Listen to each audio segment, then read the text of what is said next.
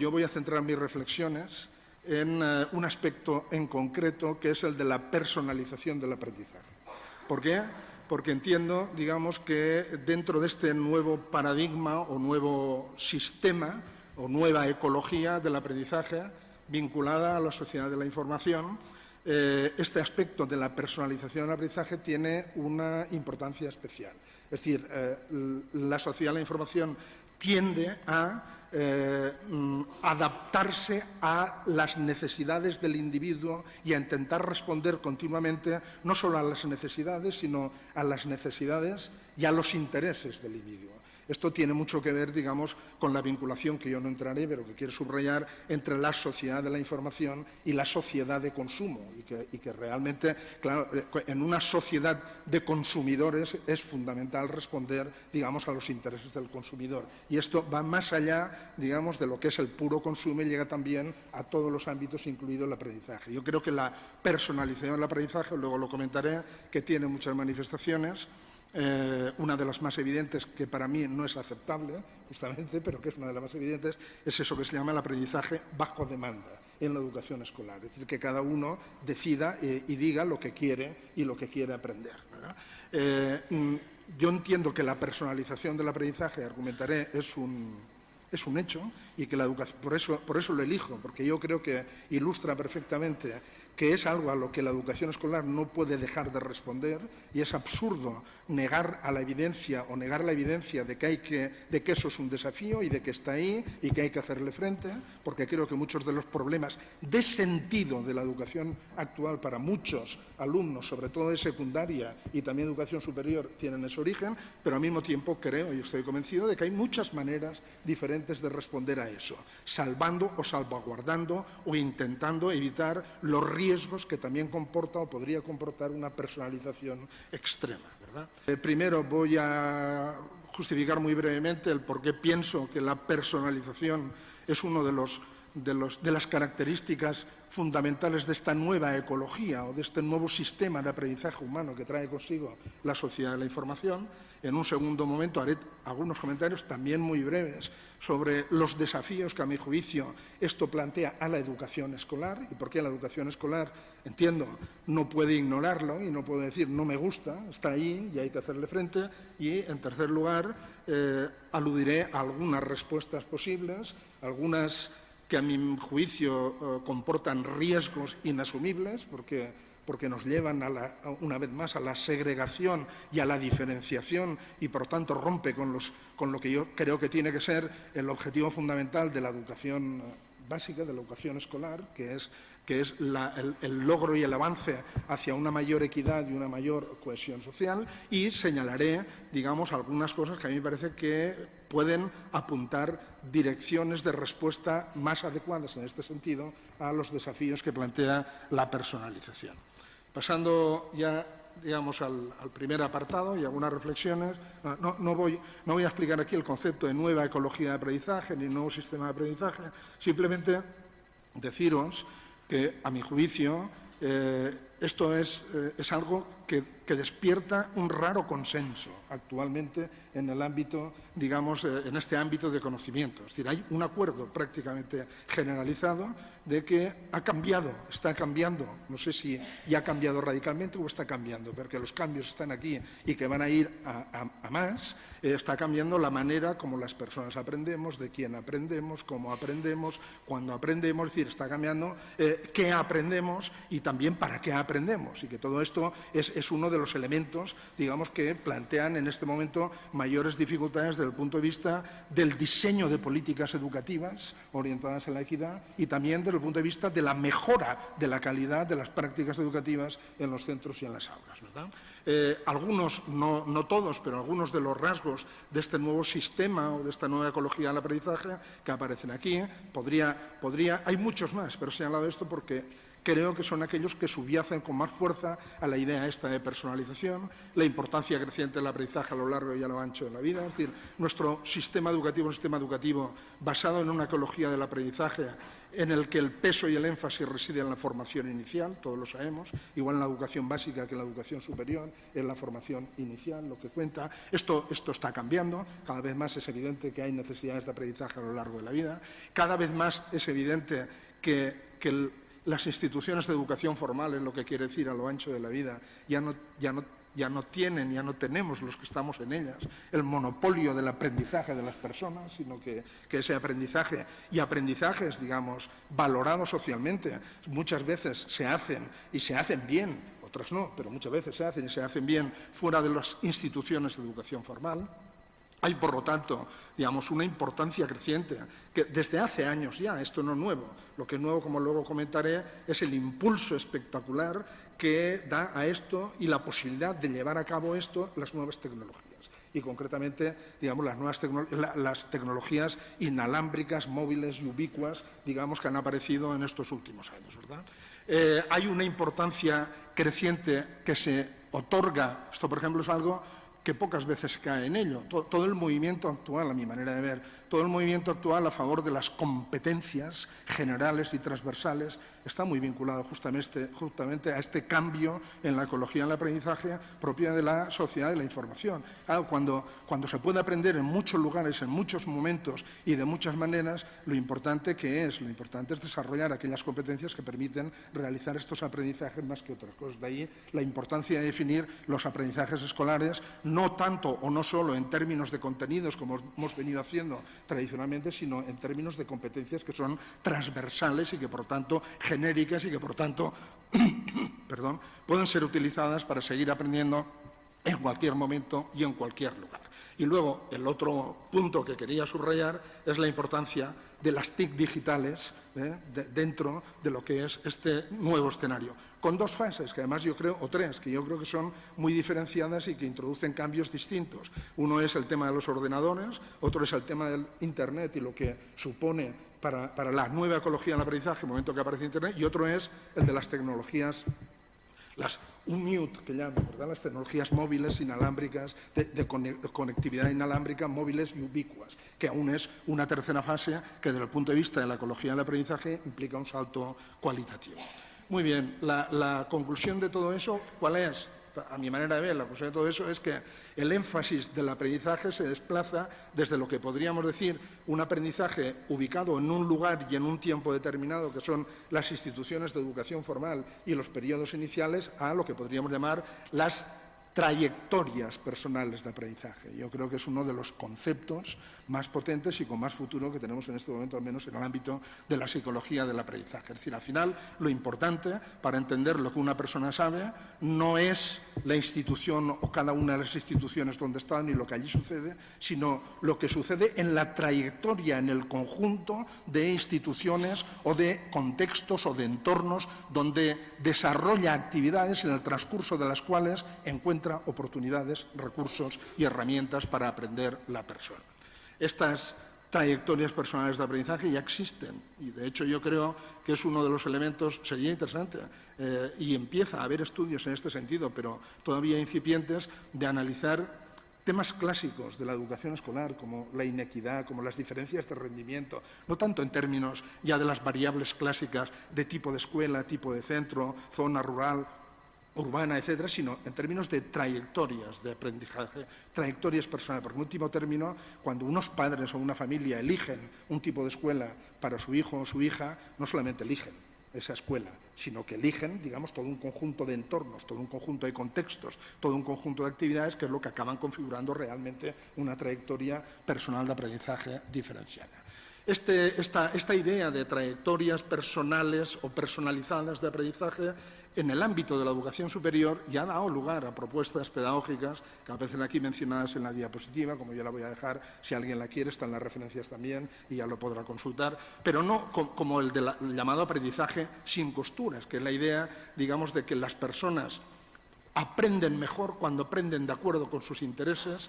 en diferentes lugares y contextos y que, por lo tanto, la alternativa para mejorar la calidad consiste en crear condiciones que permitan a las personas pasar rápidamente de un contexto a otro y con facilidad para aprovechar los recursos de aprendizaje y las herramientas que les permiten aprender sobre aquello que realmente les interesa. Evidentemente, esto en el ámbito de la educación básica es difícil de imaginar, pero en el ámbito de la educación superior ya hay experiencias que van en este sentido. En cambio, en el ámbito de la educación básica empieza a popularizarse relativamente, digamos, todavía en ámbitos muy restringidos, los denominados entornos personales de aprendizaje, que es la nueva versión, yo diría, de las plataformas de aprendizaje. La idea de los entornos personales de aprendizaje es que las personas tendemos a crearnos espacios donde podemos organizar nuestros propios recursos, herramientas y llevar con nosotros eso, de tal manera que siempre podemos estar aprendiendo en cualquier momento y en cualquier lugar aquello que nos interese. Podemos, yo no digo que lo hagamos, es decir, que esto no quiere decir que estemos aprendiendo siempre y en todo lugar, sino que podemos aprender en cualquier lugar y en cualquier momento. Quizá para los que no conozcáis esto, que empieza a ser conocido ya, pero para los que no conozcáis, la idea intuitiva más clara de un entorno personal de aprendizaje es el iPad, con la multitud de apps que uno se baja y que le permiten, digamos, estar conectado a sus cursos, digamos, formales en línea, a sus redes sociales, a sus favoritos, en fin, a cualquier cosa, y todo junto, y además se lo lleva consigo, ¿verdad? Y se lleva consigo lo que quiere leer, con quien quiere conectar, lo que quiere, digamos, es esta idea de que yo me llevo mi aprendizaje conmigo, no mi aprendizaje, sino mis recursos y mis herramientas de aprendizaje. Pues bien, empiezan a haber ya planes de una cierta importancia de poner en marcha programas en el ámbito de la educación secundaria inferior y superior, es decir, lo que sería nuestra ESO y el bachillerato, utilizando esta metodología de entornos personales de aprendizaje, utilizando o bien tablets o bien, digamos, ordenadores portátiles. Muy bien, delante de todo esto, ¿qué tiene que hacer, digamos, qué desafíos se plantean? Bueno, pues el desafío que se plantea es básicamente uno, y es la idea básica que quería subrayar aquí, y es que las trayectorias personales de aprendizaje ya existen, pero ya existen fuera de la escuela. No existen dentro de la escuela. Es como si en el momento, o de las instituciones de educación formal, no estoy hablando únicamente sobre la escuela, también las instituciones universitarias. Dicho de otra manera, digamos, la personalización del aprendizaje, las trayectorias personales de aprendizaje son un hecho ya son un hecho. Son un hecho y además es una aspiración. Es decir, las personas no entendemos, los estudiantes muchas veces no entienden por qué tienen que estudiar cosas que no les interesan y que no responden a sus intereses. Yo no digo que se les tenga que dejar, digo que ese es un problema y que es uno de los problemas que están en el origen de la falta de sentido que muchos estudiantes encuentran a lo que estudian. Que incluso, y es lo grave, no de aquellos que fracasan, sino de aquellos que no fracasan, que muchas veces reconocen que no fracasan, pero que no le encuentran o no le pueden encontrar el sentido a aquello que hacen. Por lo tanto, la personalización del aprendizaje es ya un hecho, es ya una aspiración y es una visión del aprendizaje, porque hay quien propone, digamos, que es lo que hay que hacer desde el punto de vista de dar oportunidad al aprendiz de no solamente autodirigir y planificar su aprendizaje, sino también orientarlo en función de sus propios intereses.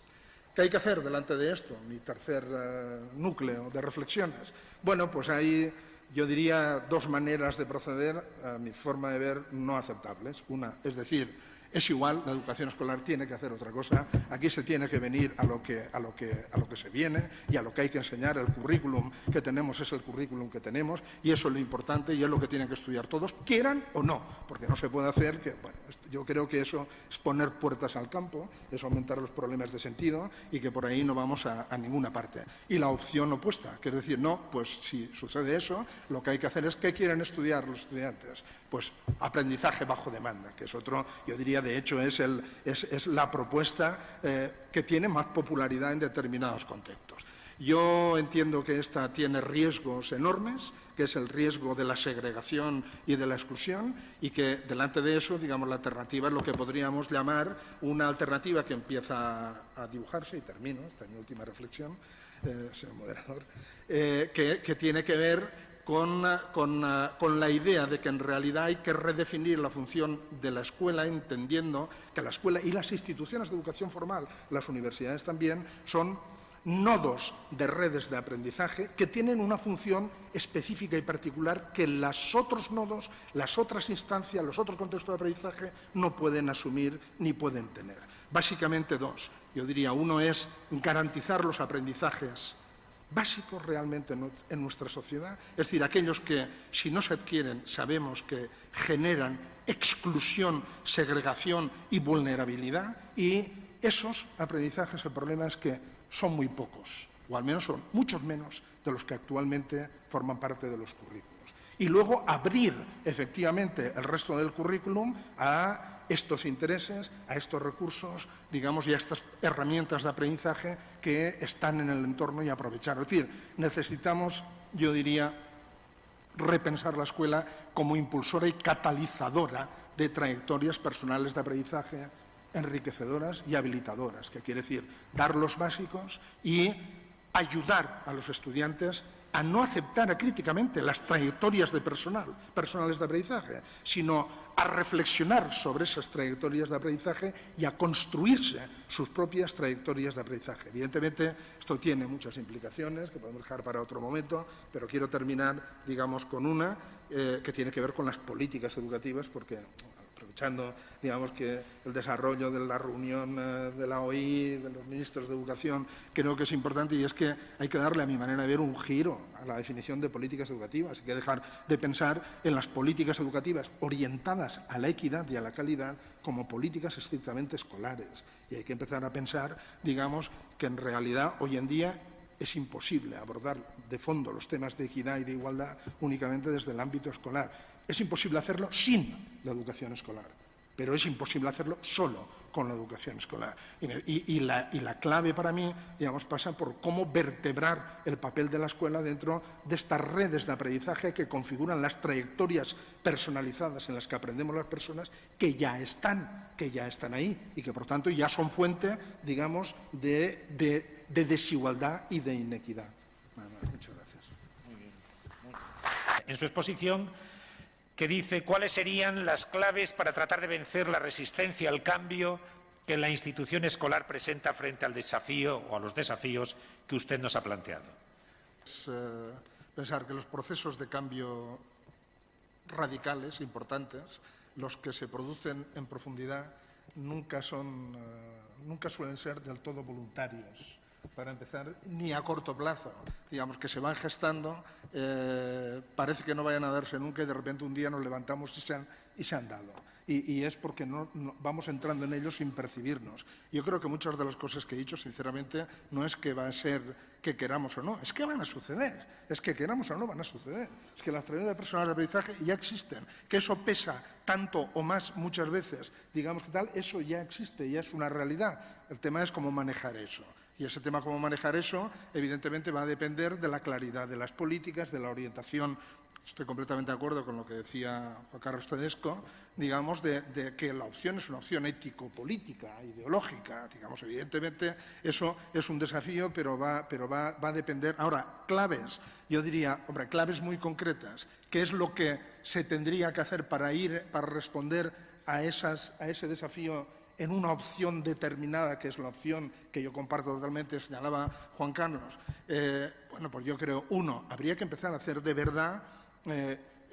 a establecer mecanismos de acompañamiento y de coordinación entre las escuelas y los otros entornos. Yo creo que esto hay que empezar a hacerlo. Habría que empezar a hacer de verdad planes de aprovechamientos de recursos y de herramientas que están ahí y que se encuentran ahí y que muchas veces se quedan en la puerta de la escuela. Habría que replantear a fondo de verdad la formación del profesorado, la formación inicial, que no lo hacemos, porque seguimos. Habría que replantear a fondo el currículum. Nosotros hace poco que tenemos un currículum nuevo. Nada de lo que he dicho tiene ningún reflejo en ese currículum. Continúa siendo un currículum, con perdón, digamos, creo que el riesgo no es renunciar a la cultura tradicional. El riesgo es que somos incapaces de salir de la cultura tradicional, al menos a mí así me lo parece. Es decir, yo creo que lo que hay que hacer es ir tomando medidas, no vamos a hacer ningún cambio radical de un día para otro, pero las medidas que se tomen hay que ir poco a poco orientándolas en esa línea. Y creo que ahí está la clave desde las políticas generales.